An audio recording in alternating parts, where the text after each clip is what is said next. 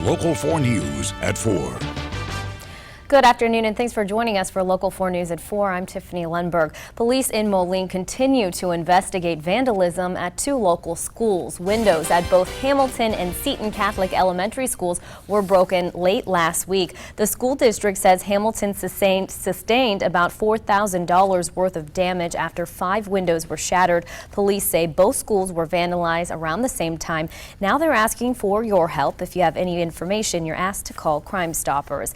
And another area school is looking to make some big changes. Pleasant Valley School District is planning to expand 3 of its buildings. That project is expected to cost around $5 million. Local 4's Greta Patrick has been working on this story today. And Greta, what can we expect from this expansion? Well, a lot of construction, and all of it is in their 5-year plan. It turns out that the school board expected a rise in enrollment, so they're building new classroom space to accommodate it. They're expanding Bridgeview Elementary, Pleasant View Elementary, and Pleasant Valley High School. The high school is getting a new STEM lab plus new parking space, and the elementary schools are expanding their classroom space so that they can keep their class sizes down. So that'll mean more teaching positions in the future. Now, you were saying that there's a sudden rise in enrollment. Did they tell you the reason behind that? Well, according to school officials, more and more people are moving into the area at an alarming rate, and that's causing the rise in enrollment. And we'll have more on Pleasant Valley Schools and even more on their upcoming expansion projects on Local 4 News at 5 and 6. All right, thanks so much, Greta. And while some area schools are looking to expand, another could be closing its doors. Tonight, you have the chance to be part of the discussion on what to do with J.B. Young Intermediate School. A public forum will be held at the J.B. Young cafeteria starting at 6 p.m.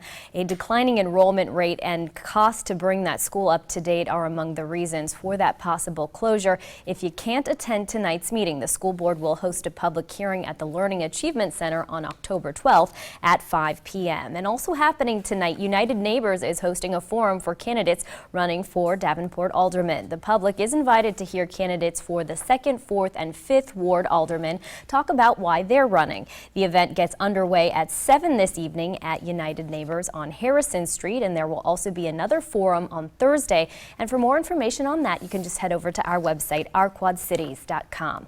Well, the Quad Cities Missing Persons Network is holding a candlelight memorial service tonight.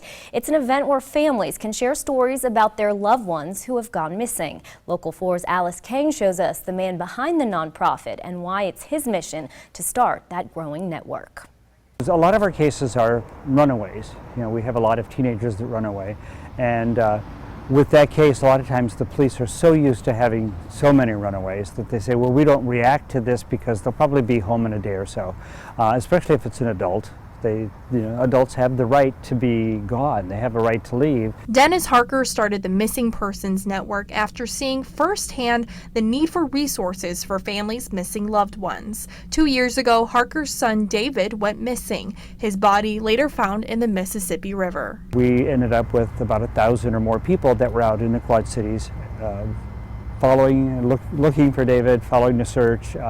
The number of volunteers, the outpouring of support from the community was just huge. Since the start of the Missing Persons Network, dozens of families have been reunited with their loved ones, including Mary Gilhooly. Mary's Aunt Kelly says Mary has special needs and is very trusting of other people. Mary's very literal and believes everything that you tell her. So if you tell her I'm your friend and I care about you or I love you and we should be together, Mary believes that. But because Mary is an adult, she wasn't really considered missing. That's when the family turned to the Quad Cities Missing Persons Network. They learned Mary was abducted by someone she thought was a friend. He took her and put her to work in an adult club and took advantage of her. And we only got her back because the network put the word out.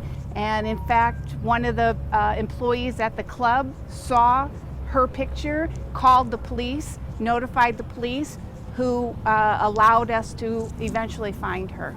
And after helping so many families in need, now the Quad Cities Missing Persons Network is asking for your help. The organization is hoping to convert an RV motorhome into a mobile command center to help search and rescue efforts. They're in need of items like a portable radio system, a heavy-duty computer, and a laser printer. It's kind of like a club you don't want to belong to, but once you do, it's nice to know who else has gone through it and share some stories. if we never had the success stories and we never had anybody reunite with their family, we probably wouldn't exist. Parker says the mobile command center could play a big part in finding someone that is missing and add to a growing list of success stories. To find out how you can help, just head to our website, ourquadcities.com. Alice King, Local 4 News. And the candlelight memorial service will be held at Lincoln Park in Rock Island at 8:30 tonight. Now a look at some stories making national headlines this afternoon. The head of Planned Parenthood is in Washington today to defend the use of taxpayer dollars going to the organization, but some lawmakers say they'll go to great lengths to strip their funding. The nonprofit has been under intense scrutiny since anti-abortion activists say they shot undercover videos of Planned Parenthood doctors selling fetal tissue to researchers for profit. The outrageous accusations leveled against Planned Parenthood based on heavily doctored videos are offensive and categorically untrue. And a CBS News poll released last week shows 55% of those polled believe Planned Parenthood should receive federal funding. 36% disagree. The U.S. trade embargo was the topic of choice for President Obama and Cuban President Raul Castro's meeting today. The two met on the sidelines of the UN General Assembly. Obama says he's confident Congress will lift it. Castro says he not only wants the trade embargo to be lifted, but also called for the return of land currently home to the controversial U.S. military base at Guantanamo Bay. And more than 80 universities, including Harvard, Yale, and the University of Florida, are promising to revamp their application process. The group created the Coalition for College Access, an alternative to the common application already used by high school students. The goal is to attract more low-income and underrepresented students.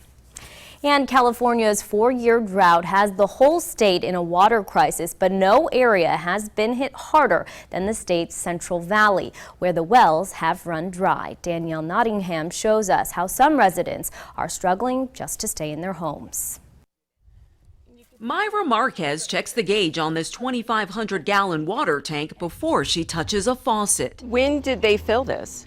They fill it every Monday. So you have to ration 2,000 for the next 5-6 days. Exactly.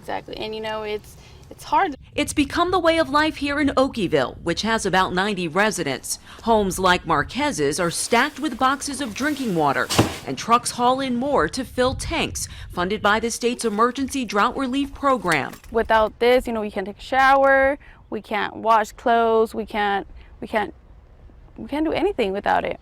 In Tulare County, nearly 1,700 household wells are dry, more than all other counties combined. Gilbert Arredondo ran this pipe 3 blocks to tap into a neighbor's well when his dried up last year. I never seen this happen before, especially in California, because they would find a way to drill down and help us out.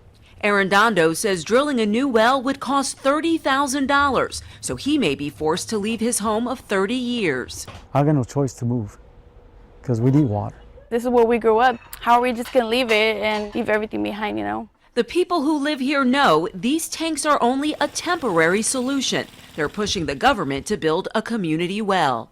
Danielle Nottingham, CBS News, Okieville, California. And Chief Meteorologist Andy McCrae joins us now. If only they could see some of the weather we saw earlier this morning. A little bit of rain here in the Quad Cities, and that was probably a good thing because there's a lot of dry weather right back in the forecast for us here over the next week or so. Also a big swing in the temperatures. It's really underway right now. Much cooler weather in the forecast. Today we hit 69, the normal high is 71. I'll let you know how long this cool weather will hang around in the forecast. It's next on Local 4 News at 4. WHBF is local for you.